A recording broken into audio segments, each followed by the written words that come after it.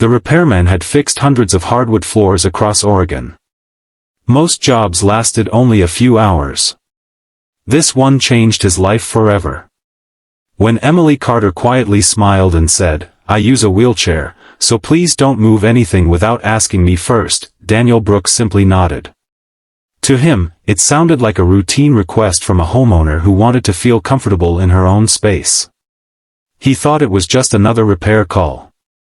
He couldn't have imagined that a damaged section of hardwood flooring would uncover a secret hidden for decades, or that the discovery would completely change the way he viewed kindness, strength, and the people around him.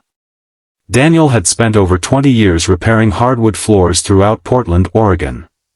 He loved the honesty of his work. Wood never lied. Every scratch, every dent, every creak carried a story. Families celebrated birthdays on those floors. Children learned to walk across them. Pets left tiny marks that owners refused to sand away because they carried memories.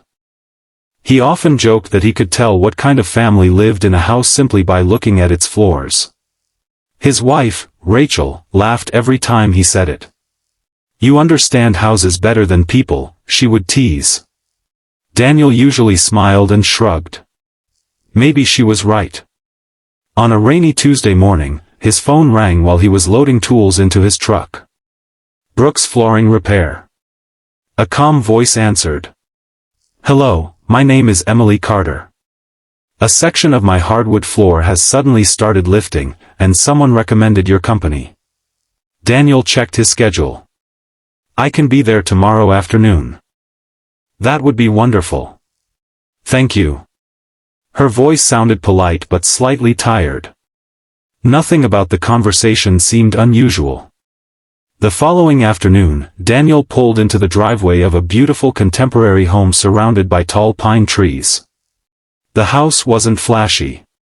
It simply felt welcoming, with colorful flowers lining the walkway and large windows filling the living room with natural light. Before he reached the front door, it opened. Emily greeted him with a warm smile from her wheelchair. "Thanks for coming." "My pleasure." As she moved aside to let him enter, she said gently, "I use a wheelchair, so if you need to move anything, just let me know before you do." "Absolutely," Daniel replied. He appreciated how naturally she said it. There was no apology. No awkward explanation. Just clear communication. Inside, the house reflected its owner perfectly. Bookshelves covered one wall, each shelf neatly arranged with novels, biographies, and travel journals. Framed family photographs filled another wall. Healthy green plants sat near every sunny window. The home felt peaceful. It felt loved. Emily led him into the living room. "The damaged area is right here." Daniel knelt and carefully examined the raised hardwood planks. Something immediately caught his attention. The boards weren't swollen from moisture. There were no signs of water damage. The wood hadn't expanded because of humidity. Instead, something beneath the floor seemed to be pushing upward. Emily noticed his expression. "Is something wrong?" "I'm not sure yet," Daniel admitted. "This isn't the kind of damage I expected." Using his tools, he carefully removed the first plank. Then another. As he lifted the third board, both of them leaned closer. Hidden beneath the flooring was a narrow wooden compartment. Daniel frowned. This definitely wasn't part of the original construction. Emily looked genuinely surprised. "I've lived here for 7 years. I had no idea." Inside the compartment rested only one small metal box covered with dust. Nothing else. Daniel gently lifted it out. The old lock had rusted away years earlier. Emily looked uncertain. "Should we open it?" "It's your house," Daniel replied. She nodded. Slowly, they lifted the lid. Inside were several handwritten envelopes tied together with faded blue ribbon. On top rested a single folded note. It read, "For whoever calls this house home." Daniel carefully unfolded it. The handwriting belonged to someone much older. If you're reading this, then life has moved forward exactly as it should. This home was never built to impress people. It was built to protect them. Inside these letters are stories about ordinary neighbors who quietly helped each other when nobody was watching. If kindness still exists when you find this, please add your own story before closing this box again. Neither Daniel nor Emily spoke for several moments. The room became incredibly quiet. Emily reached for the first envelope. It described a retired elementary school teacher who secretly paid for school lunches every Friday so no child in the neighborhood would feel embarrassed. Another letter told the story of neighbors rebuilding a family's porch after a severe winter storm destroyed it. Another described a firefighter who quietly delivered groceries every weekend to an elderly widow without ever revealing his identity. Every story celebrated simple acts of compassion. No heroes. No fame. Just ordinary people choosing kindness. As Emily reached for another envelope, something slipped onto the floor. It looked much newer than the others. The front simply read, "To whoever finds this next." Emily frowned. "I've never seen that before." Daniel unfolded the letter. It described a woman who had moved into the neighborhood after a devastating car accident left her unable to walk. Many neighbors assumed she would always need help. Instead, she quietly became someone who helped everyone else. Without ever telling anyone, she created a small neighborhood fund using part of her insurance settlement. Whenever a family quietly struggled with rent, school supplies, medical bills, or emergency groceries, someone mysteriously covered the expense. Nobody knew where the money came from. That was exactly how she wanted it. Daniel stopped reading. He slowly looked toward Emily. The final paragraph explained everything. "If Emily still lives here when this letter is found, please don't embarrass her by making this public." She never wanted recognition. She simply wanted people to remember that independence isn't measured by what your body can do. It's measured by what your heart chooses to give. Emily covered her face with both hands.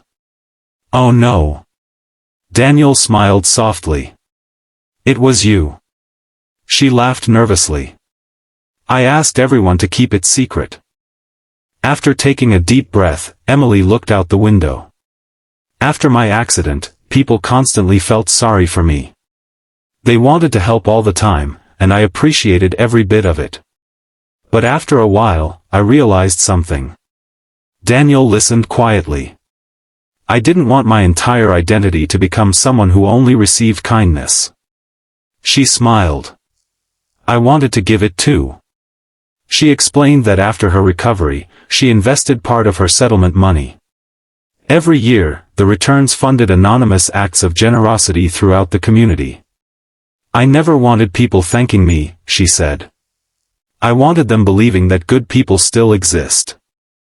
Daniel found himself unusually emotional. Business had been slow lately. Medical bills from Rachel's surgery were piling up.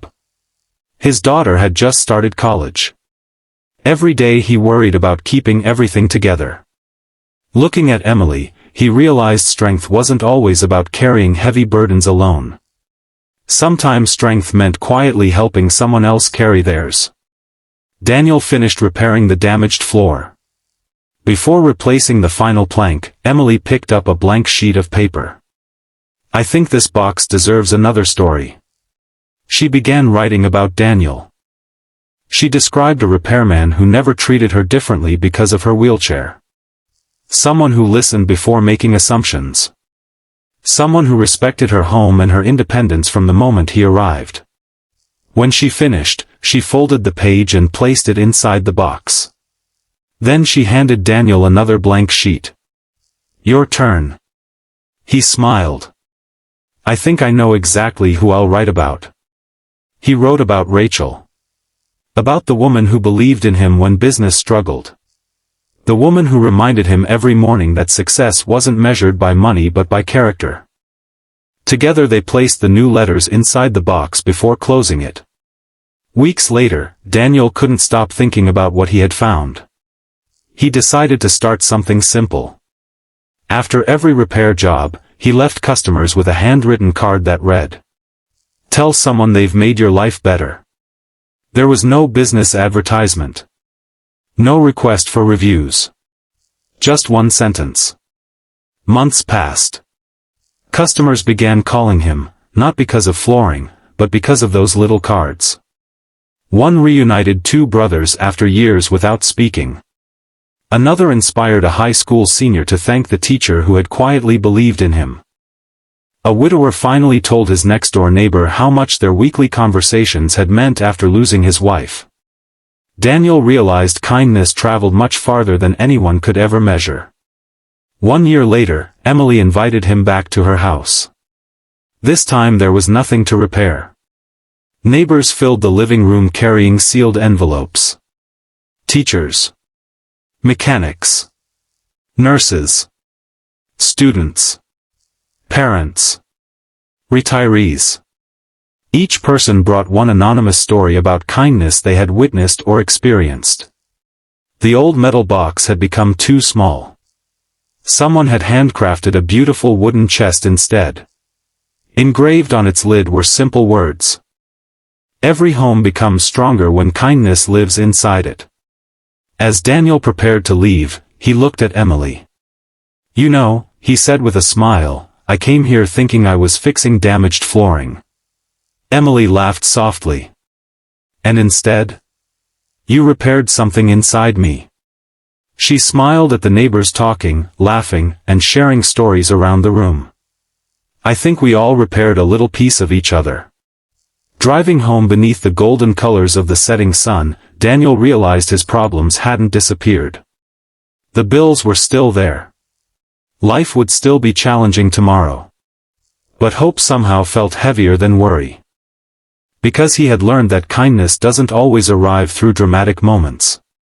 Sometimes it's hidden beneath ordinary days, waiting for someone willing to look a little deeper. And when we choose compassion over assumptions, respect over judgment, and generosity without expecting recognition, we leave behind something far more valuable than money. We leave hope. And hope has a remarkable way of finding exactly the person who needs it most.